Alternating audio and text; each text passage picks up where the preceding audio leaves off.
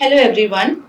In the previous class, we had seen how consonants can be defined using a three-term label. So consonants can be defined as voiced and voiceless based on the state of the glottis. They can also be divided into bilabial consonants, labiodental consonants, dental consonants, alveolar consonants, post-alveolar consonants, palato-alveolar consonants, palatal consonants, velar consonants and glottal consonants based on the place of articulation. Today we are going to see how consonants can be divided into different types based on the manner of articulation. So, in the articulation of consonants, we always know that the airflow is interrupted. It's either diverted or restricted as it passes from the lungs and through the oral and nasal cavity, right? So the air that is inhaled into the lungs is pushed out of the lungs. It passes through the windpipe, through the trachea, and it passes through the larynx, and then it ultimately comes out through the oral or the nasal cavity. So the respective modifications that are made to a sound are referred to the manner of articulation. So the manner of articulation would definitely mean the stricture. It defines how the different speech organs are involved in producing a consonant sound. Basically, how is the airflow restricted during the production of certain consonants? So, based on the manner of articulation, consonants can be divided into various types. So, the first type is plosives, right?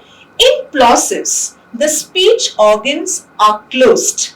Right, the two articulators, the passive and the active articulators are brought very close to each other, and the oral and nasal cavity is completely closed, blocking off the air stream. So what happens is there is this pressure that is built up in the oral cavity, and then there is a sudden release, right? So the audible puff of air that is released is called the aspiration. So we have 6 plosives in English: p, b, t, d, k, g, right? So we have p, b, t, d, k, g, which are the plosives of English, right? So the passive and the active articulators are brought into close contact. They held for some time, maybe a fraction of a second, and then there's a sudden release.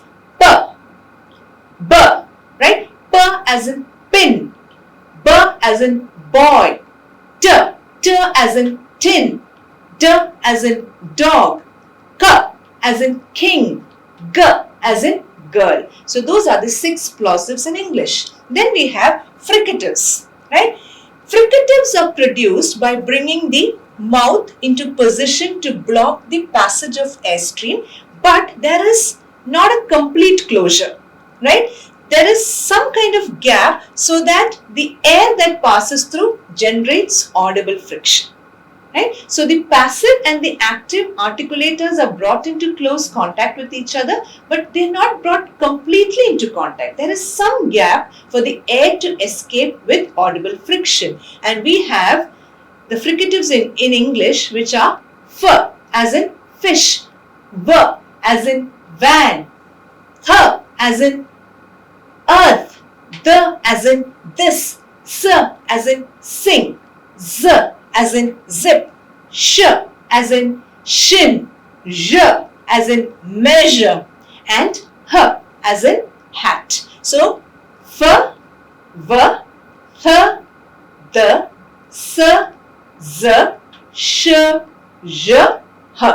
These are the fricatives in English. The active and the passive articulators are brought into close contact, but there is some gap for the air to escape with some kind of audible friction, right? Then we have the nasal sounds. In the production of the nasal sounds, the velum is called the soft palate. The soft palate, the velum is lowered, and what happens as a result of that? When the velum is lowered, we had seen in the previous class, when the velum is lowered, the oral cavity is blocked and the nasal cavity is opened so that the air would escape through the nose, right? So there are 3 English nasals: m as in man, n as in nest, and ng as in sing, right? M, n, ng. So during the production of m, n and ng, the soft palate is lowered and the oral cavity or the oral passage is closed and the air is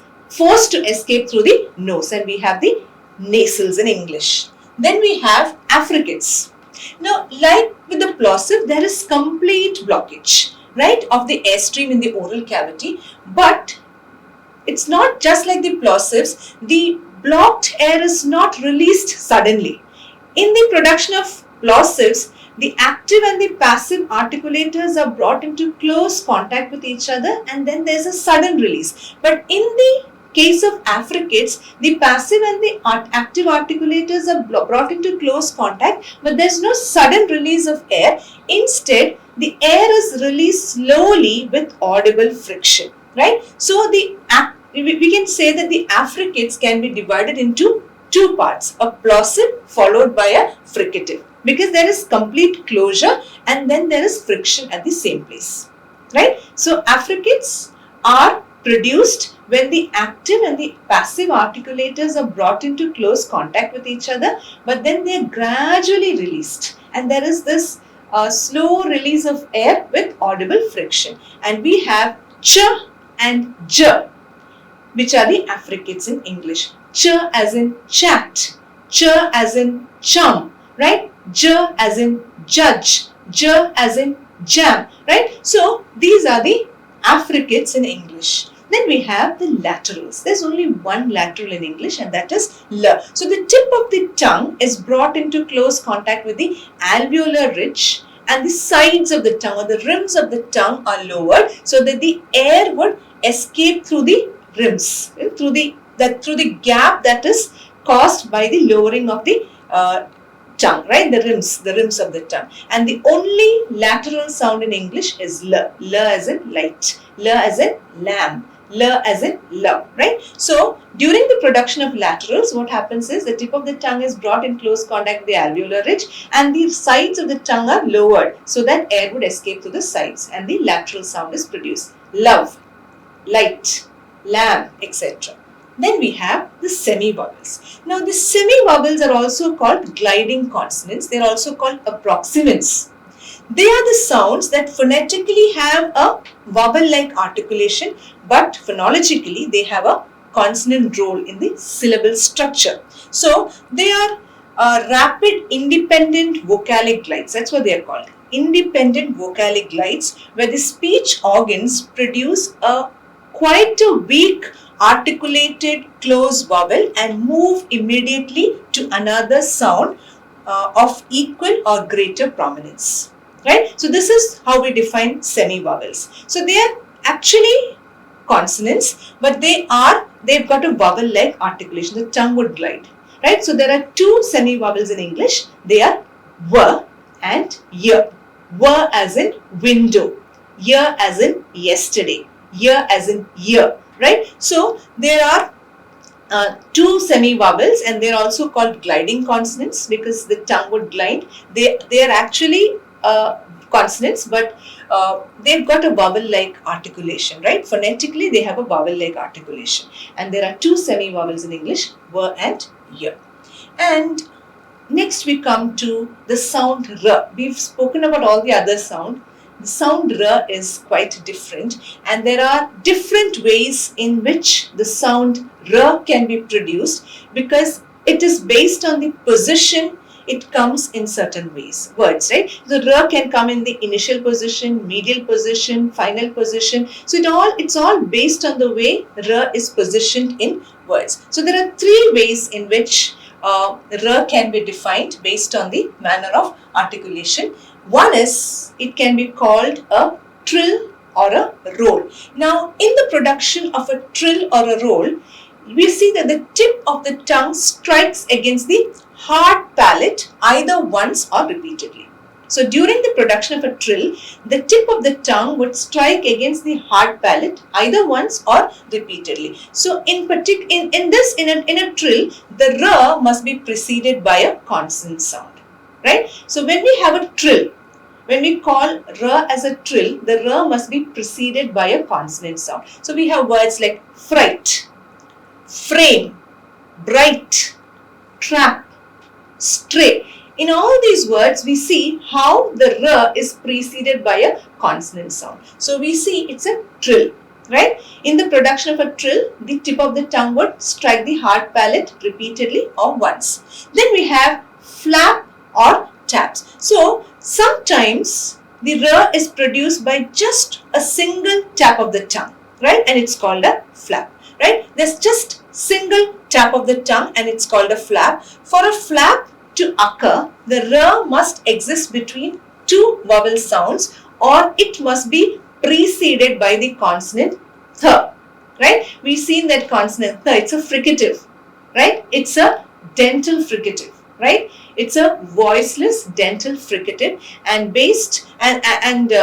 when we have r preceded by th or r coming between two vowels, we have something called a flap. So we look at the examples. Threaten, right? Threaten. R is preceded by th. We have through. See, r is preceded by th. Then we have ferry, where r comes between two vowel sounds. We have very, r coming between two vowel sounds, right? So we see that r can be defined as a flap or a tap when it is produced with a single tap of the tongue. But whereas for a trill or a roll, the tip of the tongue would strike against the hard palate either once or repeatedly. Then we have r defined as a frictionless continuant. We know that a sound is called a consonant because the air passage experiences some kind of friction or there's some kind of blockage, right? But when we have r in certain contexts, we see that it escapes, the air escapes without any friction. That's why it's called a frictionless continuant, right? This happens when r occurs in the initial position. For example, ramp, right. There's no friction. R would be articulated without any friction. That's why it's called a frictionless continuant. So, we realize that the sound r can be defined based on the position it comes in certain words. So it can be called a trill or a roll.